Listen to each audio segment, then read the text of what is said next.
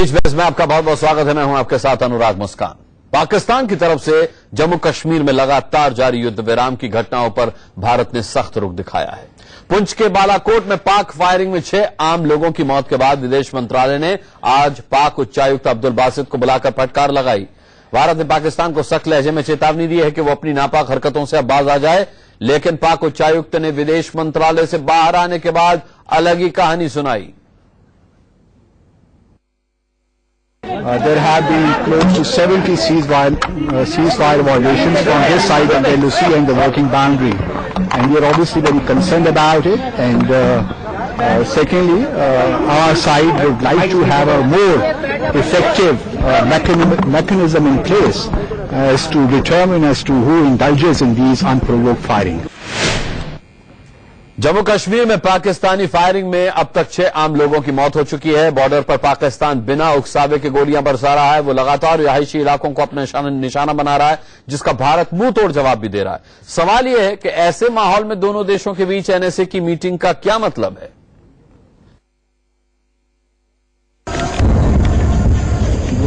यही है जम्मू कश्मीर के पुंछ में बालाकोट का वो गांव जहां पाकिस्तानी गोले लगातार बरस रहे हैं। सुनिए इंडिया न्यूज को रिपोर्टर की आवाज के साथ कैसे गोले दागे जाने की आवाज और बालाकोट गांव में गिरे पाकिस्तानी गोले से उठता धुआं दिखाई दे रहा है। बड़े बड़े जो मोटार शेल है वो दागे जा रहे हैं और ये धुआं साफ आपको नजर आ रहा है, क्योंकि पहाड़ों पर ये पूरा बालाकोट का इलाका है। पाकिस्तानी गोले की चपेट में बालाकोट का एक घर आया और 2 लोगों की मौत हो गई। इनके शव को निकालने जा रही गाड़ी पर भी गोला आ गिरा, जिससे कार में सवार 4 लोगों की मौत हो गई। हालात ऐसे बने कि कोई उनके शव निकालने भी नहीं जा रहा।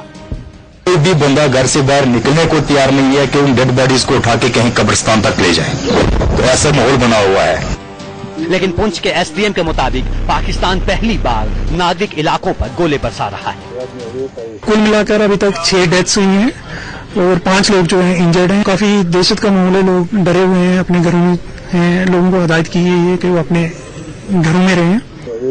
आपको बता दें कि एलओसी पर भारत और पाकिस्तान की सेना बिल्कुल आमने सामने खड़ी है और दोनों तरफ के गांव सेना की गोलीबारी की चपेट में आते रहते हैं। हालांकि इस बार पाकिस्तान को मुंहतोड़ जवाब देने के साथ ही कांग्रेस एनएसए स्तर की बातचीत बंद करने की अपील कर रही है, जबकि बीजेपी बैकफुट पर है। पाकिस्तान के राष्ट्रीय सुरक्षा सलाहकार से बात करने के लिए इतने उत्सुक है जैसे कि इनको किसी आला कमान को जाके उसके बारे में रिपोर्ट देनी हो। तो भारत की सरकार को तुरंत ये वार्ता बंद करनी चाहिए और पाकिस्तान से ना कोई बातचीत ना कोई कूटनीतिक संबंध रखना चाहिए। भारतीय जनता पार्टी का यह मानना है कि यह संकेत देता है कि पाकिस्तान की और पाकिस्तान की व्यवस्था के सभी आयामों की मंशा ठीक नहीं है। इसलिए पाकिस्तान के अंदर की जटिलता चाहे जो भी हो, यदि इस प्रकार से निर्दोष नागरिकों की हत्या होती है तो हम मूक दर्शक बने हुए नहीं रह सकते। दिल्ली में 23 और 24 अगस्त को भारत के एनएसए अजीत डोभाल और पाकिस्तान के एनएसए सरताज अजीज के साथ बातचीत होनी है। पाकिस्तान की हरकत के बाद मोदी सरकार पर बातचीत को लेकर दबाव बढ़ गया है। इनको सोचना चाहिए आईएसआईएस आज अंदर आ गया है। हम कह रहे हैं ये बिल्कुल आईएसआईएस अंदर आ गया है, उसको आपको कंट्रोल करना पड़ेगा। इसी प्रकार के रिपोर्ट्स अभी पाकिस्तान की तरफ से भी आ रहे हैं और उनके टीवी पे भी यही कहा जा रहा है कि उन्होंने आरोप भारत पे लगाया कि अनप्रोवोक्ड फायरिंग भारत की तरफ से हो रहा है।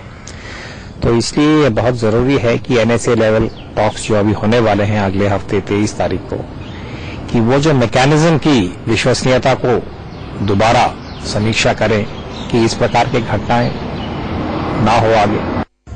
Ajay Jandiyal, Balakot, Poonch, India news. और बीच बहस में अहम मुद्दे पर बात करने के लिए हमारे साथ खास मेहमान जुड़े हैं। दिनेश शर्मा हमारे साथ हैं, भारतीय जनता पार्टी के नेशनल वाइस प्रेसिडेंट। हमारे साथ डॉक्टर चंदन यादव हैं, कांग्रेस से spokesperson. Retired brigadier BD Mishra ji defence expert के तौर पर यहां स्टूडियो में मौजूद हैं और कर्नल दानवीर सिंह जी हमारे साथ यहां स्टूडियो में डिफेंस एक्सपर्ट के तौर पर मौजूद हैं। दिनेश शर्मा जी, सबसे पहले सवाल आपसे। अब्दुल बासित को तलब तो किया गया, फटकार भी लगाई गई, लेकिन बाहर आकर एक अलग ही कहानी उन्होंने सुनाई। उन्होंने कहा कि 70 बार सीज फायर वायलेशन हुआ है, जो कि भारत की तरफ से हुआ, इस बात के पुख्ता सबूत भी है उनके पास। नहीं आ रहा।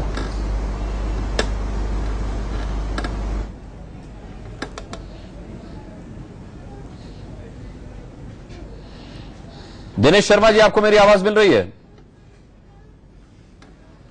दिनेश शर्मा शायद हमें नहीं सुन पा रहे, उनका फोन डिस्कनेक्ट हो गया है। डॉक्टर चंदन यादव, ये सवाल मैं आपसे भी पूछना चाहूंगा कि अब्दुल बासित ने एक अलग ही राग अलापा है, बाहर आकर उन्होंने कहा कि सीज फायर उल्लंघन तो भारत की तरफ से होता है। ये कैसी फटकार लगाई है भारत सरकार ने?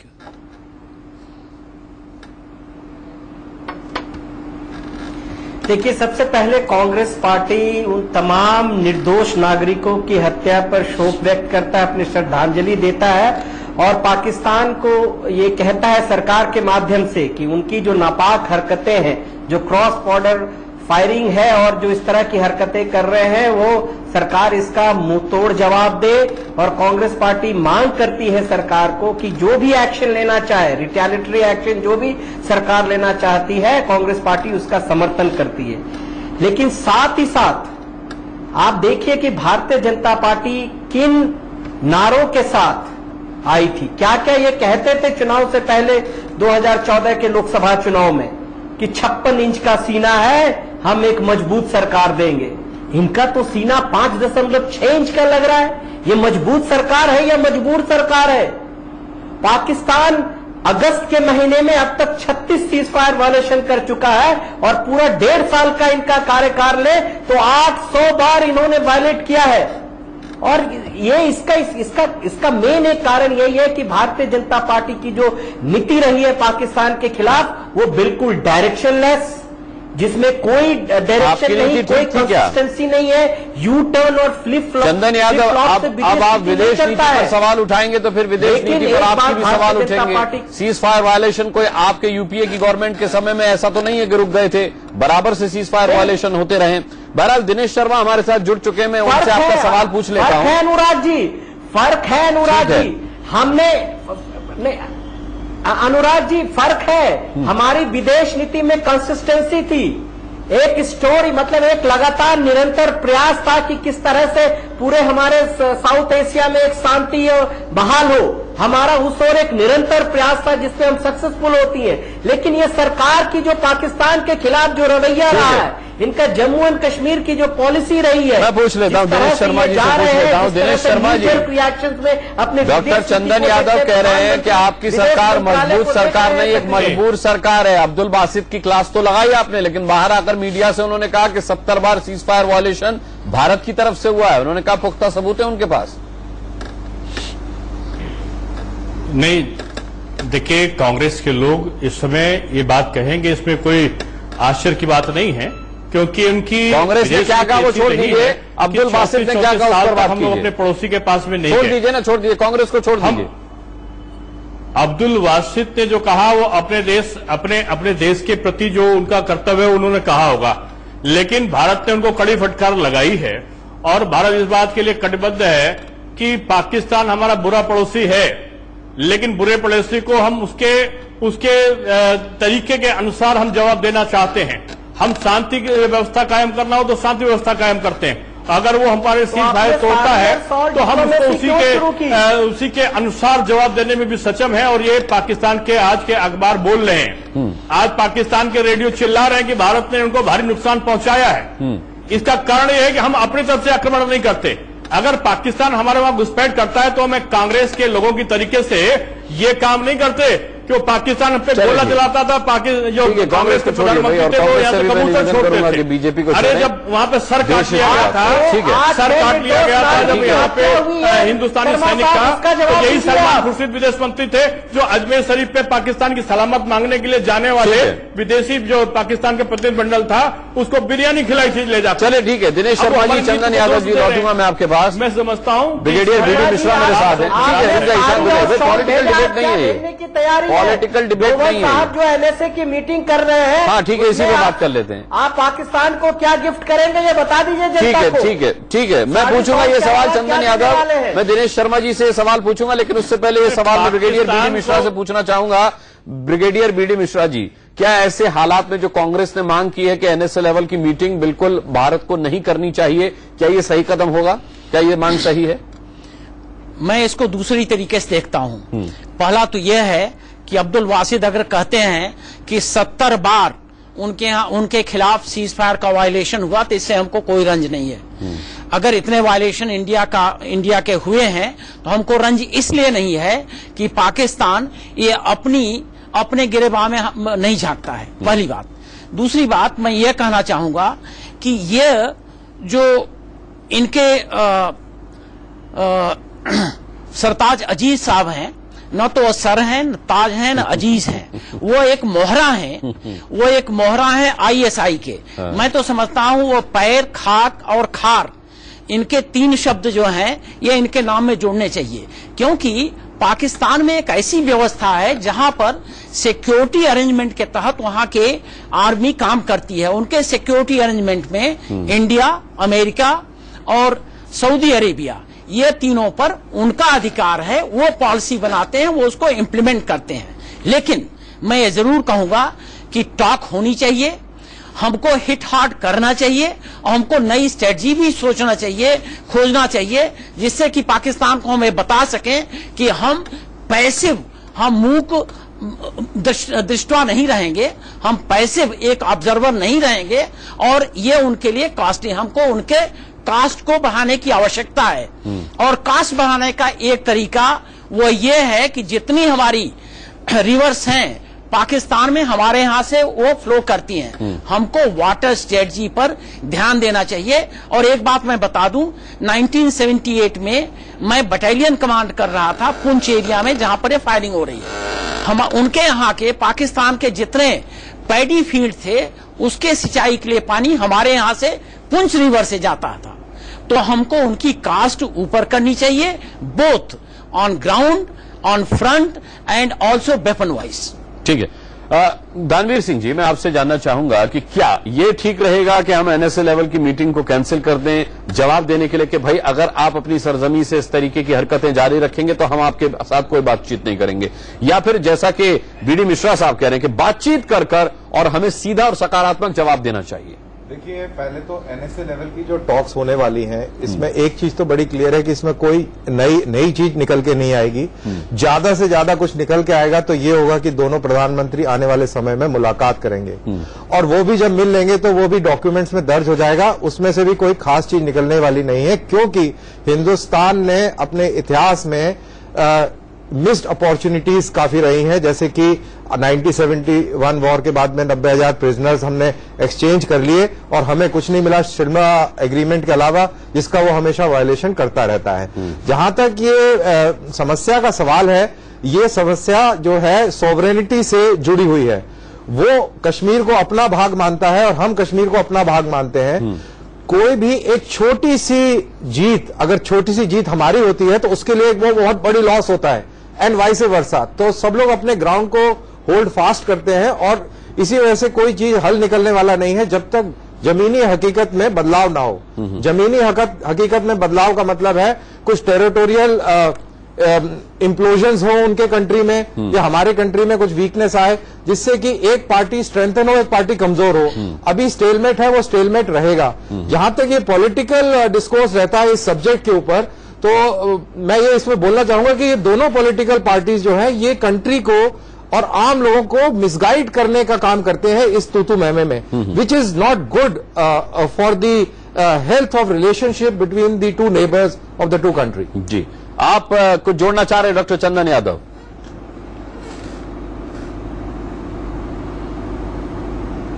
देखिए, मैं अपने पैनलिस्ट से इत्तेफाक नहीं रखता हूं। कांग्रेस पार्टी का जो विदेश नीति खास करके अपने पड़ोसी देशों के साथ रहा है, वो एक पारंपरिक, एक ऐतिहासिक और एक कंसिस्टेंट एक पॉलिसी, जो एक लगातार निरंतर चलने वाली प्रक्रिया थी, जिसमें हम अपने पड़ोसी देशों के साथ शांति बहाल करना चाहते थे।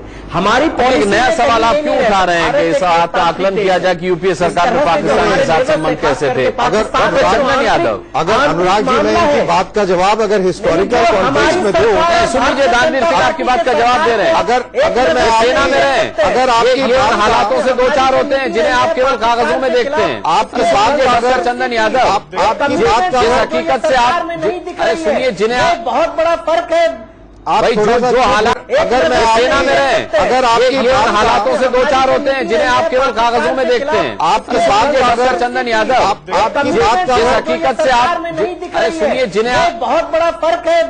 आप भाई थोड़ा सा जो हालात आप जाइए। टीवी पर देखते हैं, अखबारों में पढ़ते हैं, उनसे ये सरहद पर 2-4 हो चुके हैं। आप इनकी बात सुनिए। देखिए, हिस्टोरिकल कॉन्टेक्स्ट में अगर बात करें तो जितना नुकसान जो नेहरू लेगेसी ने इस हिंदुस्तान को किया है, चाहे 47 में हो, उसके बाद सेना को आदेश दिया जाए कि आप खेतों में काम करें, आपको लड़ने की जरूरत नहीं है। 62 की लड़ाई में हमको हरवाया आप लोगों ने, 65 की जंग में हाजीपुर हमने जीता, वो आपने उसको वापस करवाया पाकिस्तान को।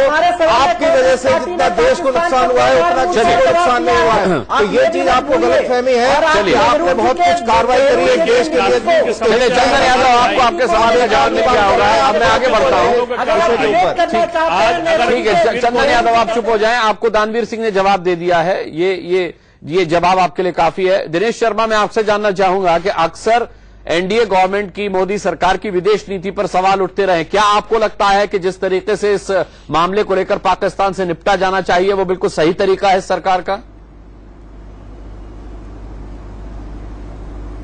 देखिए, पहली बार पूरे दुनिया ने भारत की विदेशिक नीति को सराहा है। जहां 27 साल और 34 साल तक पड़ोसी देशों में हम नहीं गए थे, वहां भी मोदी जी पहुंचे हैं। शांति का हिमायत हमेशा भारतवर्ष रहा है, लेकिन इसका मतलब यह नहीं है कि कोई हमारी सीमा का उल्लंघन करे और हम चुप बैठे। हम जहां पर कूटनीतिक विषय होता है उसका अनुपालन करते हैं। हमने पाकिस्तान के राजदूत को बुलाया है और दूसरी तरफ हमारे सैनिकों को हमने स्वतंत्र कर दिया है कि जो ईंट का जवाब पत्थर से दो।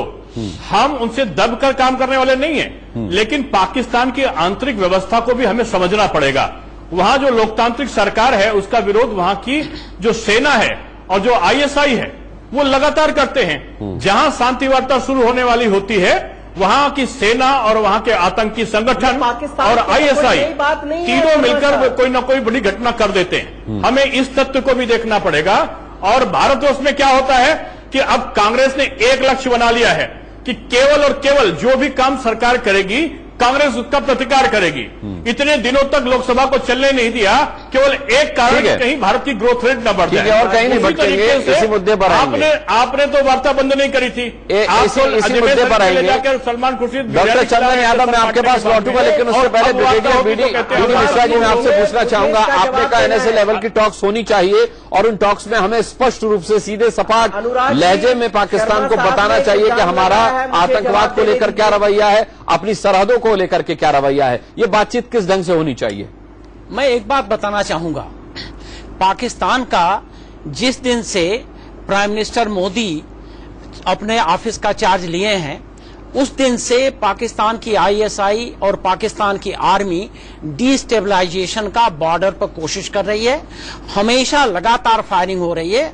उनका मकसद यह है कि हिंदुस्तान में 30 साल बाद एक सशक्त गवर्नमेंट बनी है और एक स्ट्रांग लीडरशिप आई है, और इसको इनके यहां इंटरनल इतना मतभेद पैदा कर दो कि यह भी सरकार शायद फ्रंट पर या अपने डिफेंस पॉलिसी में यह कहीं न कहीं प्रेशर में बनती रहे।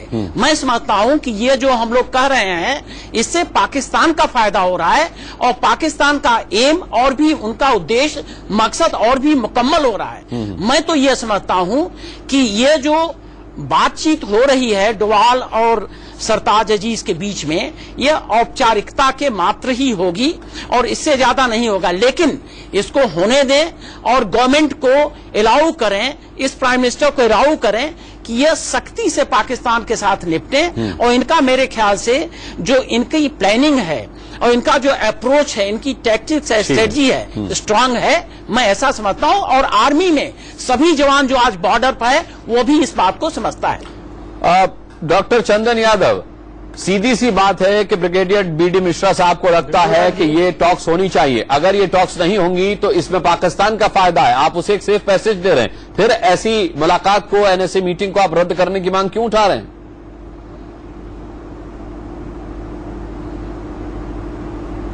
मतलब मिश्रा जी और भारतीय जनता पार्टी की सरकार ये चाहती है कि हम निर्दोष नागरिकों के सब पर हम वार्ता करें पाकिस्तान से। आपने बंद कर दी थी क्या होना है? भारत आपने बंद कर दी थी क्या? अपने एक तो पहले देखिए, अगर मैं और मिश्रा जी केवल अपनी बात नहीं कर रहे, सरहद पर तैनात हर सैनिक की बात नहीं, मैं इसमें विदेश नीति में यू टर्न और फ्लिप फ्लॉप और नी जर्क की नहीं, देखिए गुंजाइश नहीं होती है। देखिए शायद इनको ये नहीं मालूम है कि मैं 1962 की लड़ाई में मैं 1962 की लड़ाई में मैं फ्रंट पर लड़ा था। उस वक्त हमारे पास ऊनी कपड़े नहीं थे, थी राइफल थी। मैं 65 में सियालकोट से तब लड़ा हूँ, 71 में मैं बांग्लादेश में लड़ा हूँ, और जब राजीव गांधी ने IPK भेजा था श्रीलंका, वहां मैं लड़ा हूँ। तो मैं तो मैंने तो लड़ाई भी की है और मैंने अपनी शो देखी है और मैंने डॉक्टर चंदन यादव, आप टीवी डिबेट में लड़ते हैं, मिश्रा साहब सरहद पर जाकर लड़े हैं, उन्हें वस्तुस्थिति का ठीक पता, और उनका यह मानना है कि मुलाकातें और बातचीतें जारी रहनी चाहिए। हमें अपने लहजे में भले ही सख्ती ज्यादा बरतनी हो, लेकिन बातचीत बंद नहीं करनी चाहिए। बहरहाल सभी का बहुत बहुत धन्यवाद करना चाहेंगे बीच बहस में जुड़ने के लिए।